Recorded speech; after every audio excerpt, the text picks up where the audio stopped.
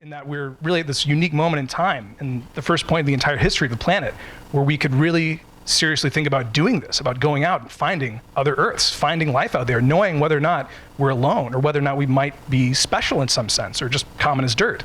And yet, it seems like we're really not prioritizing that. We're not very concerned about it, most of us, and it doesn't seem like it's going to happen for us, potentially for a very long time. I think we have the opportunity potentially to be more significant than we are.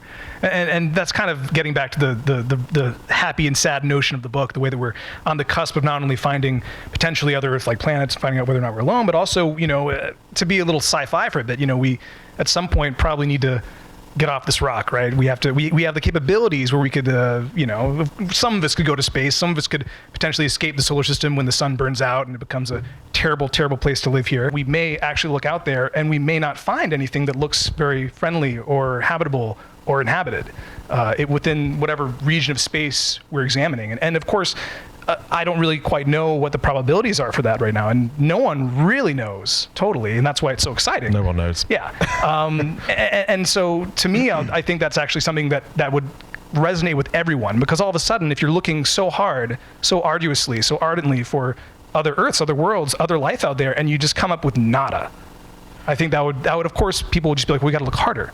But then other people would be like, well, hey, maybe there is something special going on this planet. Maybe each of our lives and this moment we find ourselves in actually is somewhat special. And this is something that's profoundly against trends that have been going on for centuries in physical science, which says we're ordinary, we're average, we're mediocre, we don't matter.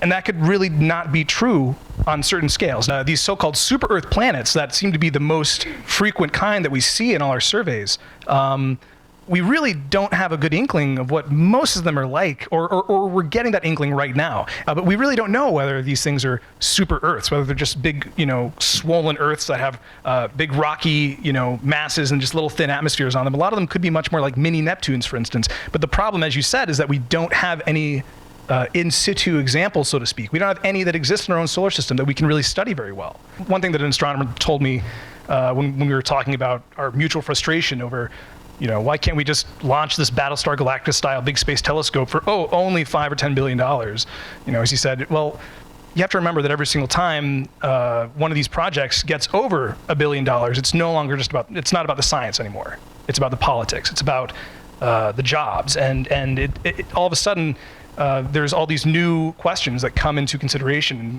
China is sitting on a big pot of money. There's a lot of stuff they could do. Neil deGrasse Tyson loves to say, if China wanted to go to the moon, went to the moon, wanted to put a man on the moon, then by golly, we'd have people, boot prints on Mars, lickety split. So I think in the same way, someone once told me that if China decided to build a big life-finding space telescope, and name all the other Earths out there that they found after great figures from Chinese history, I think that there would be a lot of Americans, red-blooded Americans, who may not otherwise think about this topic a lot, that would all of a sudden be really pissed off and would be like, we gotta spend a lot of money to beat them, whatever it takes.